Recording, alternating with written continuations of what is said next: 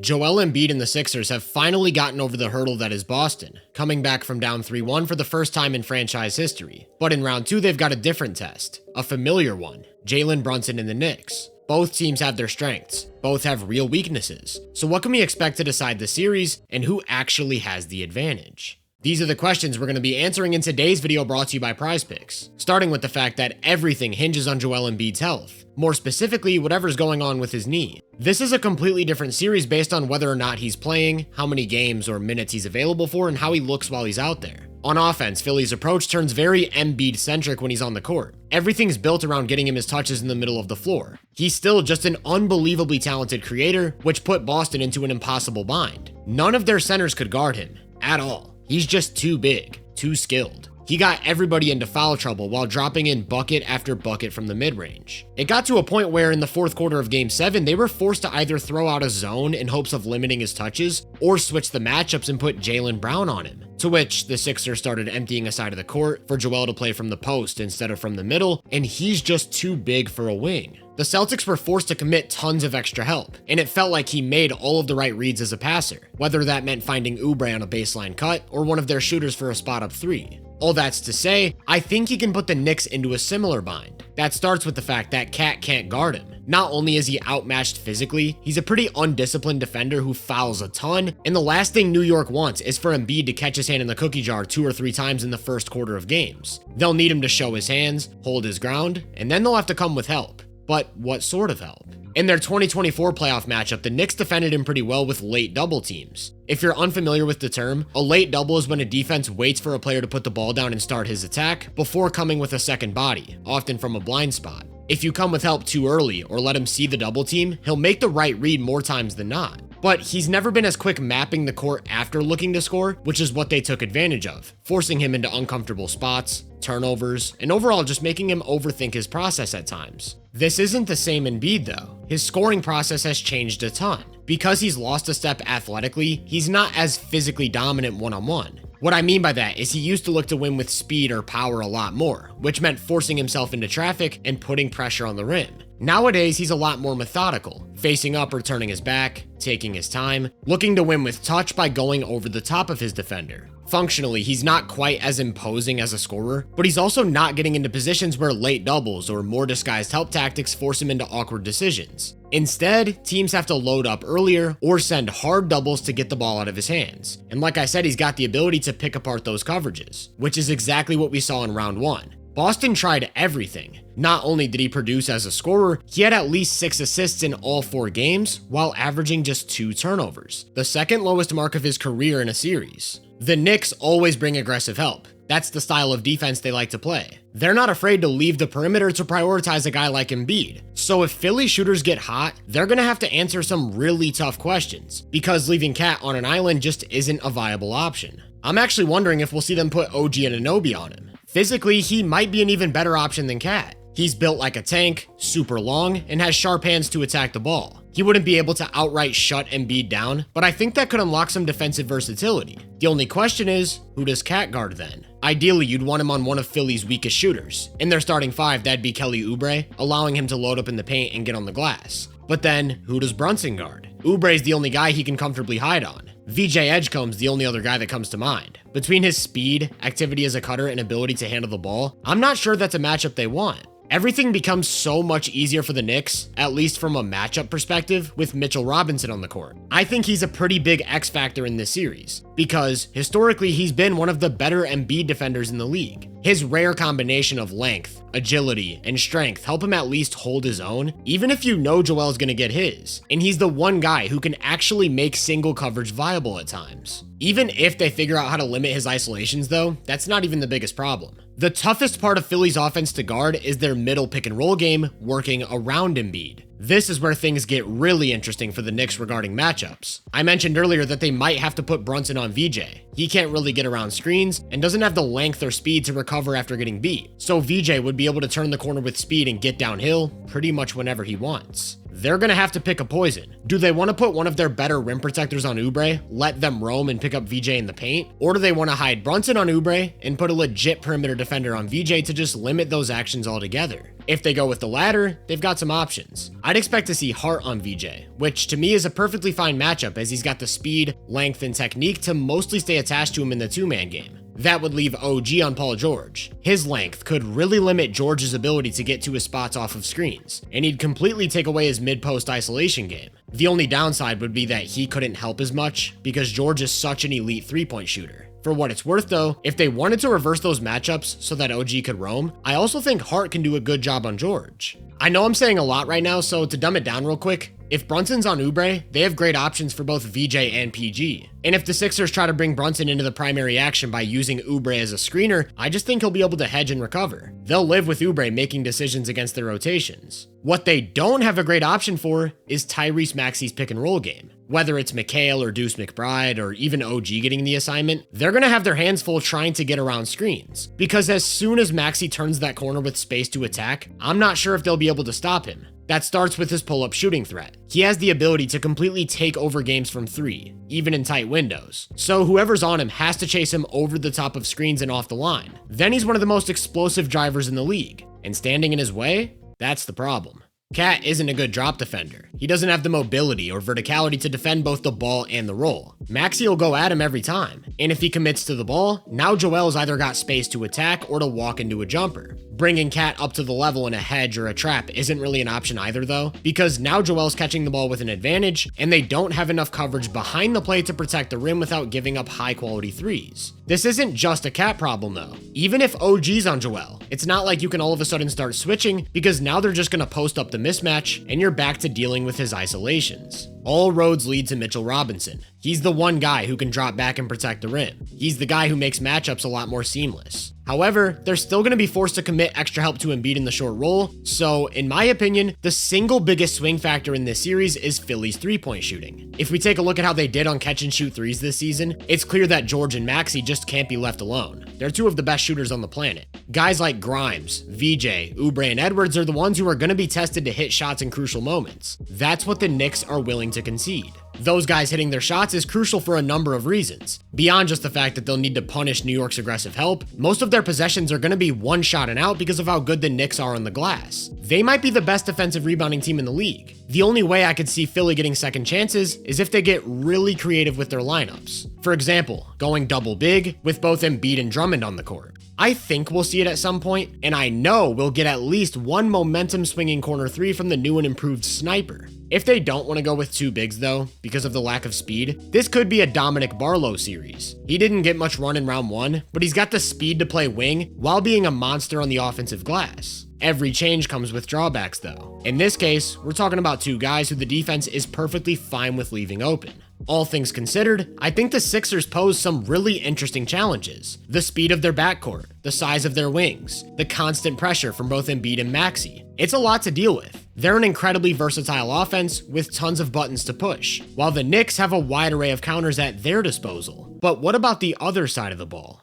Before we get into that, I want to take a second to thank PrizePicks for sponsoring today's video. If you know you can play responsibly and you have the means to do so, PrizePicks is America's #1 app for sports picks. So if you're looking for a place to get in on the second round, use code HMA and get started. Game 1 is on the horizon, and I'm expecting the series to open up with a duel between the guards. Both should have space to operate. Both should get lots of shots up. So we're keeping it simple. Jalen Brunson for more than 27.5 points, Tyrese Maxey for more than 25.5.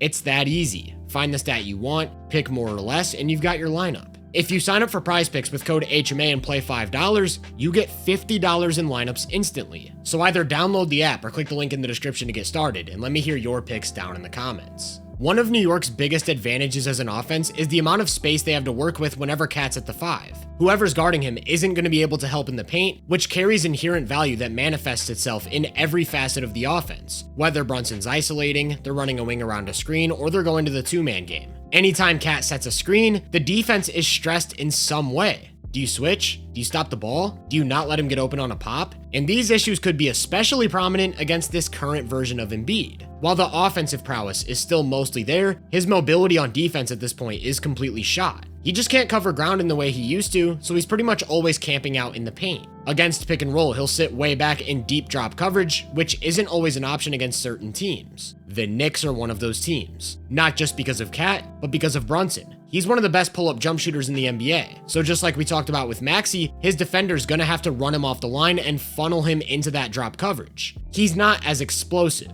He's got a more methodical driving style, using pace and misdirection to get defenders off balance and access open space in the paint. Even a more mobile version of Embiid in 2024 struggled to contain him in space. Albeit injured at the time, Brunson's herky-jerky movements are extremely tough to keep up with unless you're completely selling out. So as long as Joel's dropping back, Philly's gonna have to bring help from the perimeter, and now you're giving them open threes. That includes Cat as well. Remember, he's a threat to pop. Cover him and those shots are getting funneled to OG or McHale, who historically have made the most of their opportunities. Josh Hart's the main guy who's going to be tested. But even if his lack of shooting becomes a major issue, they can always turn to Landry Shamet or Deuce McBride off the bench. Reliable catch and shoot guys. Instead of having to deal with giving up tons of open threes, I think the Sixers might try to hide Embiid. One way to do that is to pre-switch ball screens and keep him on the baseline at all times. Then he never has to step out. Another is to switch the matchups. Put him on the weakest shooter. In most cases, Josh Hart. This isn't some foreign idea. Teams almost always put their best roamer on Hart. And with Embiid, not only would he mostly be protected from those high ball screen actions, he'd be able to help at the rim.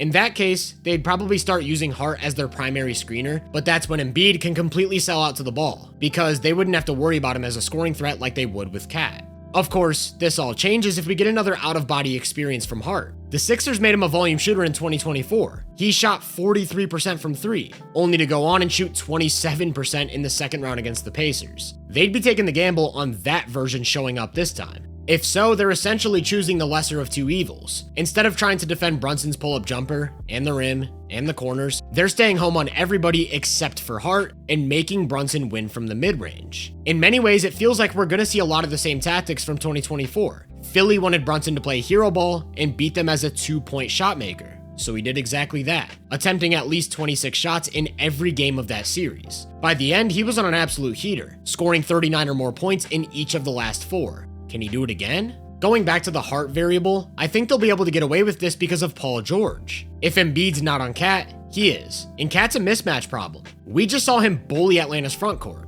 He was too big, too fast, too skilled. George would be giving up some weight, but I actually think he can hold his own because of his length, sharp hands, and amazing defensive instincts. Not to mention, this would completely negate the threat of Cat setting a screen because he'd just switch out. They trust him to guard Brunson on an island and live with the results. Part of what makes the Knicks so tough to defend though is that they're not limited to one style of play. They're not only a versatile offense with tons of weapons, they create all sorts of mismatches by default. For example, Maxey on McHale doesn't sound like a mismatch until McHale gets hot from the mid-range, and now they're feeding him the ball in the mid-post or off of screens. Or what about someone like VJ on OG?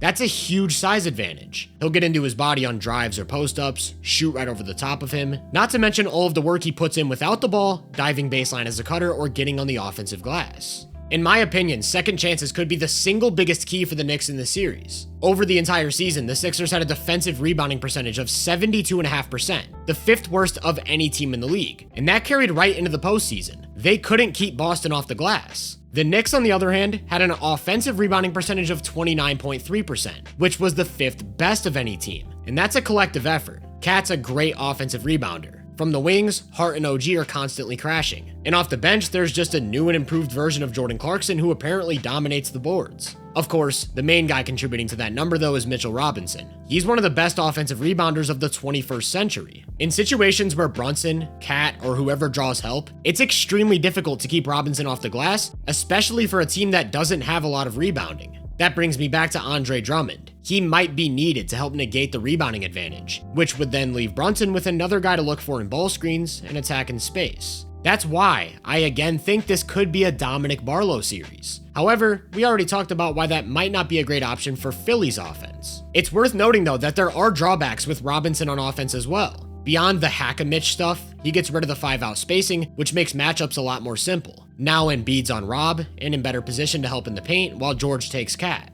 I wouldn't be surprised if Nick Nurse has another trick up his sleeve though. If Barlow or Drummond is on the court, they could take the Cat matchup, while PG takes Josh Hart. He's still an unbelievable defensive playmaker who could wreak havoc roaming the floor, regardless of how the Knicks try to use Hart. If they put him in the slot, George is one of the best nail defenders in NBA history. If they put him in the corner or in the dunker, George can make plays at the rim. And there'd be no way to attack that besides screening for a switch. And like I said, they're perfectly fine with George on the ball.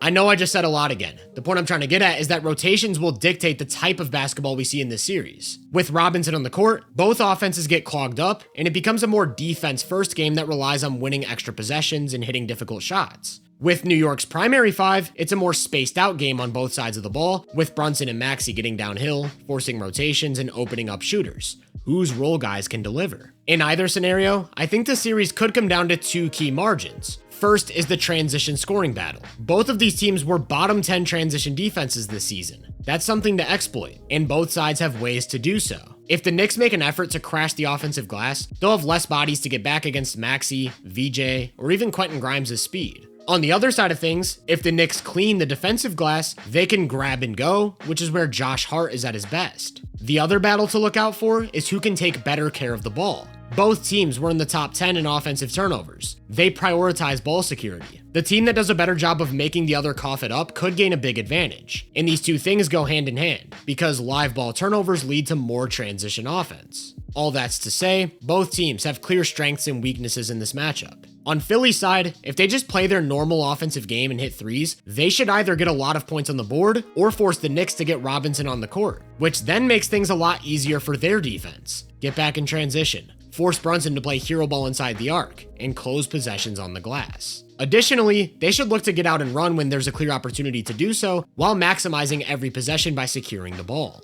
As for the Knicks, they'll have to make sure they're not fouling Embiid. Don't let Philly get in the bonus. Against ball screens, they need to keep Maxey out of the paint without giving Joel space from the mid-range. Make role players beat you from three. On offense, they need to find ways to make Embiid defend in space, hit their threes, but more importantly, Brunson has to raise the floor with his shot making. From there, if they dominate the offensive glass while taking care of the ball, they should find themselves with plenty of extra possessions. Just don't let it go to waste by losing the transition battle. Usually, I'm a lot more team-centric in my approach to a playoff series. Tactical advantages, reliable depth pieces. And while this stuff still matters a ton in this one, there's also a part of me that wonders if this matchup comes down to Brunson versus Maxey. I think there's a scenario where the winner is decided by who individually plays better. And I don't just mean as a scorer. Who takes better care of the ball? Who creates easier opportunities for teammates? Who's easier to hide on defense? Because at the end of the day, that's what would allow each team to hone in on their advantages, execute the game plan, and take control. I'm not sure who wins that matchup.